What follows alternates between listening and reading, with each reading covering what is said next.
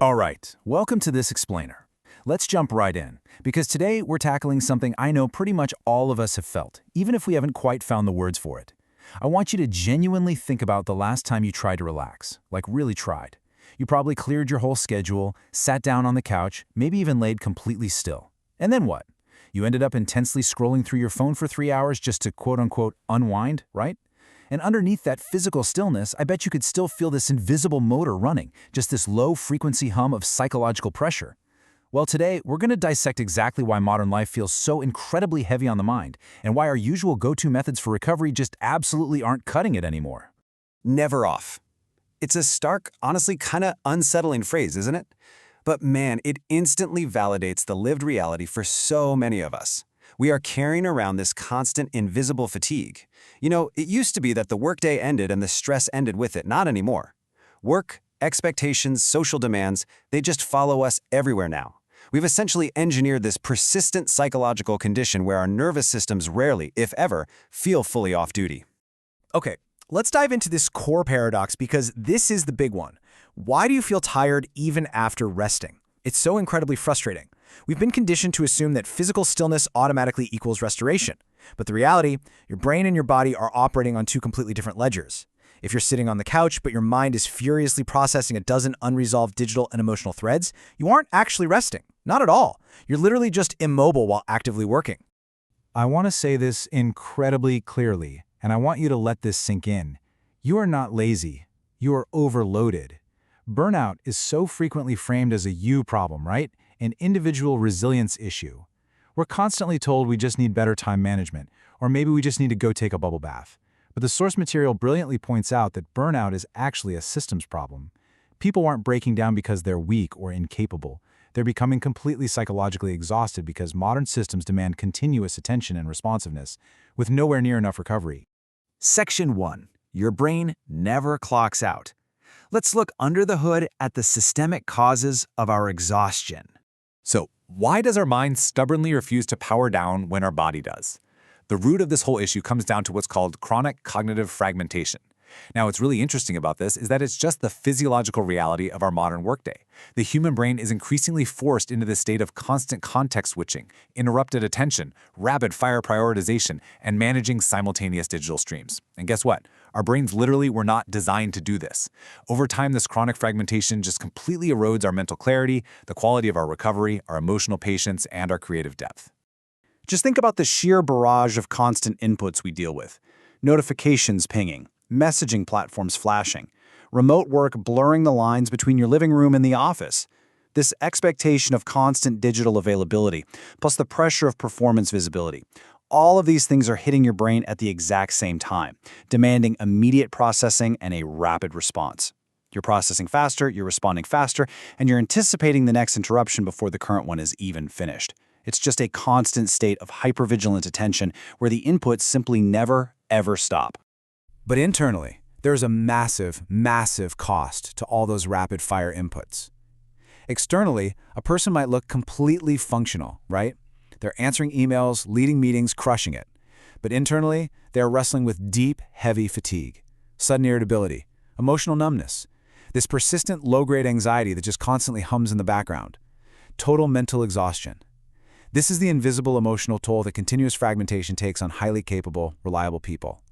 Yeah, they're functioning, for sure, but psychologically, they are completely overloaded. Section 2. The Performance Identity Trap. Why competence acts as our safety. So a fair question to ask is, why don't we just stop? Why is it so incredibly hard to hit the brakes? Well, it boils down to this single, really powerful concept: competence as psychological safety. For a lot of high-performing individuals out there, self-worth isn't just about feeling good about yourself. It's intricately tied to being the dependable one, being useful, and, crucially, not causing problems.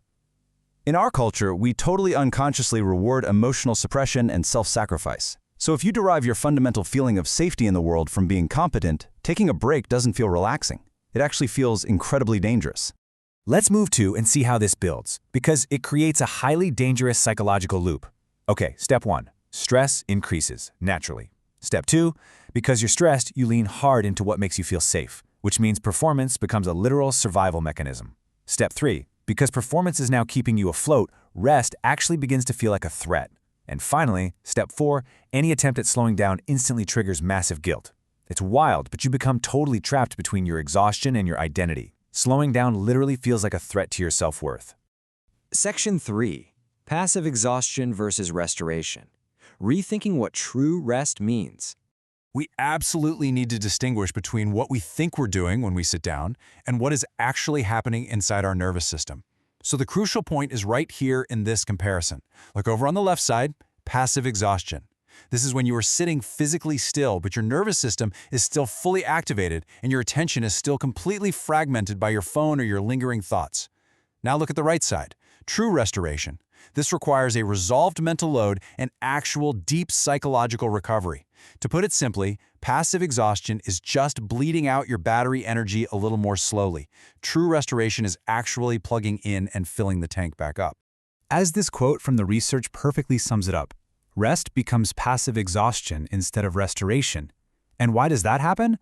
Because you literally cannot psychologically recover if your identity is still tied to your productivity and if your environment is still flooding you with fragmented demands. True rest requires a significant reduction in that chronic overload. Honestly, you just cannot meditate your way out of an environment that is actively attacking your attention. Section 4. Rethinking how we recover. It's time to fix the system. To truly fix this, we need a fundamental reframing of who gets the blame here.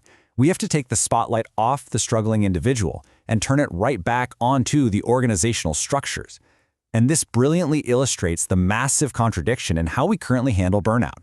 On the left, you see the typical organizational response, right? Wellness messaging, resilience workshops, mindfulness initiatives. But on the right, look at the glaring systematic issues being completely ignored. Meeting overload, fragmented communication, a culture of constant urgency. Organizations are attempting to help people survive systems they absolutely refuse to redesign. It is a structural failure, plain and simple, not a lack of employee mindfulness. 0. There is exactly zero truth to the misconception that burnout means a person is weak. In fact, reality shows us the exact opposite. So many burnt-out individuals are highly capable, incredibly responsible, and fiercely resilient. They aren't weak at all. They are simply high performers who have been overloaded by a toxic, always-on culture that just extracts their energy without ever allowing for true restoration. So, as we wrap up this explainer, I want to leave you with a final, somewhat provocative question to chew on. What happens when productivity becomes your entire identity? If your worth is entirely tied up in what you can produce, how will you ever allow yourself to truly rest? Take a moment and just let that sink in. Thank you so much for joining me today. I really hope this gives you a new perspective on why you feel the way you do, and more importantly, gives you permission to finally demand true restoration.